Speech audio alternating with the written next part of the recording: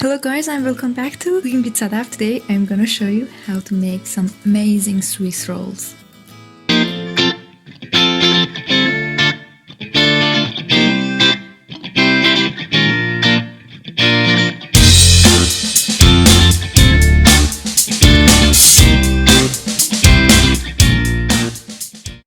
For making these Swiss rolls, first beat up your egg whites. Make sure that they are free of any egg yolk and your bowl is also so clean. After they're a little fluffy, drizzle your sugar very slowly in a waterfall style. If you put all your sugar in one row, they will collapse and it will not make it to stiff peaks.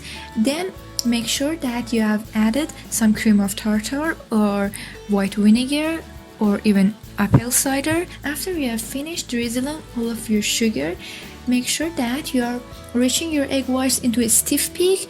If you reach to just soft peak, your sponge will collapse. As you can see, this is a soft peak. The peak on the mixer, this is a stiff peak. Then to your egg yolk, add some vanilla extract and then your powdered sugar or confectioner's sugar. Whisk it with your hand whisk until it's well incorporated.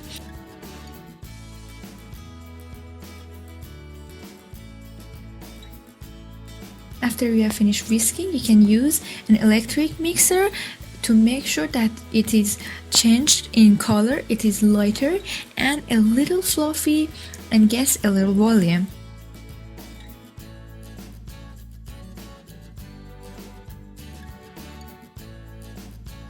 Then make sure that you're sifting your flour and salt mixture into your egg yolks.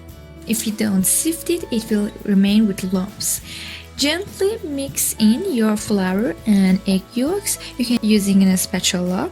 Then slowly grab a little dollop of your egg white mixture and fold it in with your egg yolks in order to make it a little lighter and not as heavy.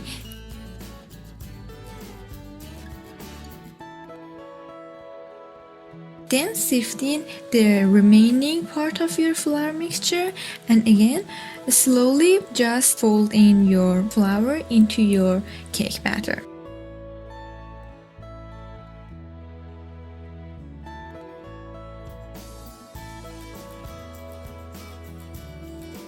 After you have done folding all of the flour and you're making sure that there is no remain of flour strikes left in your batter, again grab another dollop of your egg white mixture, fold it in with your batter.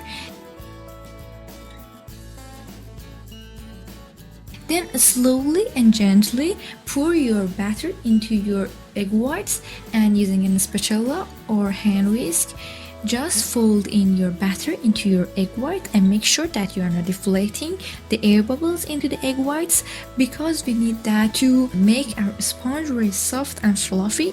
In this step, if you mix your egg white very fast, it will deflate all of the air bubbles that we need in order to make a very soft sponge.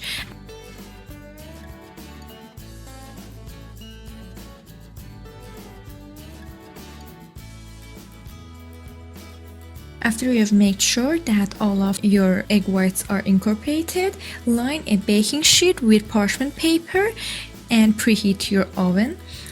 Then pour all of your cake batter into the baking sheet using a bench scraper or just a spatula.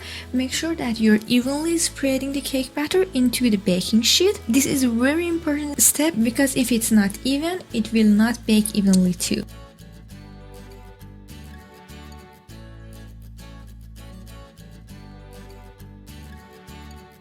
After it's baked and when it is hot, don't let it cool. Release the sides with a knife and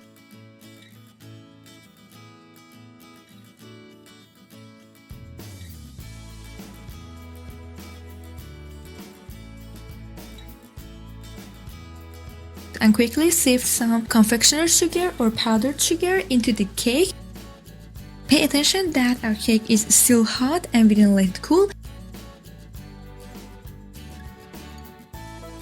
Then put a towel paper or tea towel onto your cake and put it upside down. As you can see, the cake will be released because we use parchment paper. Then be quick, take out the parchment paper because you don't want the cake to cool down.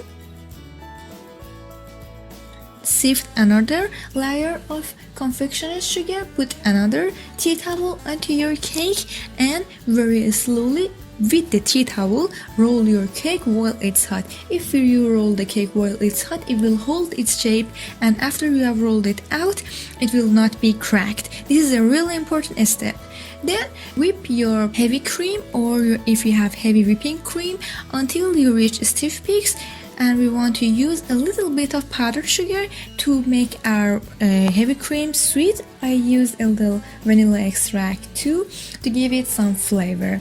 Of course, you can use any kind of frosting or filling that you like, but I just like to keep it simple. After you have whipped your whipped cream and you're making sure that your sponge is cooled in room temperature, very slowly grab the tea towels and open the fold of your sponge. As you can see, because we folded when it was hot, it's not cracked at all. After we have opened it, I've here used some cherry jam which I've pureed it. You can use any food puree that you like, or use marmalade, or even strawberry puree or raspberry puree. Using a spatula or an offset spatula, gently spread it very evenly in a thin layer into your sponge. Make sure that it is evenly spreaded and the layer is approximately thin.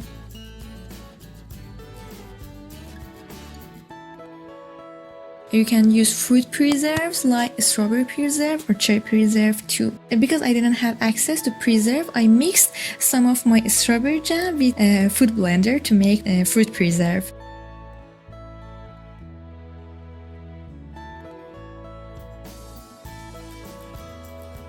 Then put a dollop of your heavy cream mixture. Using an offset spatula, spread it in an even layer. It should be about a 1/4 inch tall. After you have spread it evenly in every part, don't forget the sides because we need cream in every part of the roll.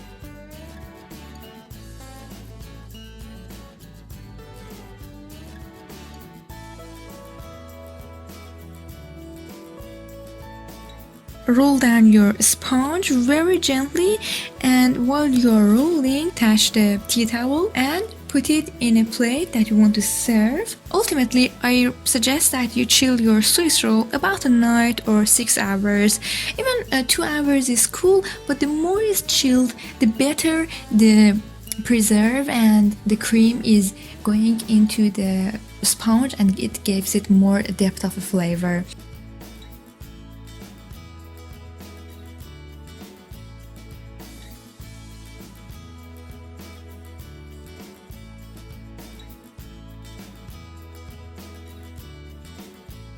For the drizzle, I have used some of my remaining leftover cherry preserve that I've used. I am putting it in a piping bag and make sure that there are no air bubbles left in my piping bag. And cutting the tip of the piping bag, slowly drizzling some of the cherry puree on the Swiss roll.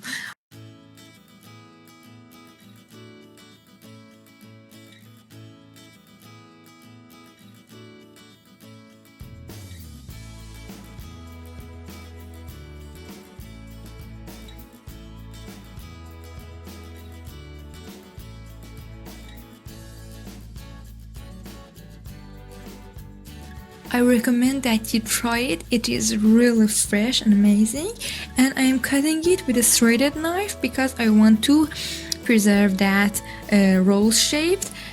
This is a really simple, quick and delicious Swiss roll. If you have enjoyed this recipe, don't forget to subscribe to my channel, hit the like button and turn on the notification bell. Thank you for watching.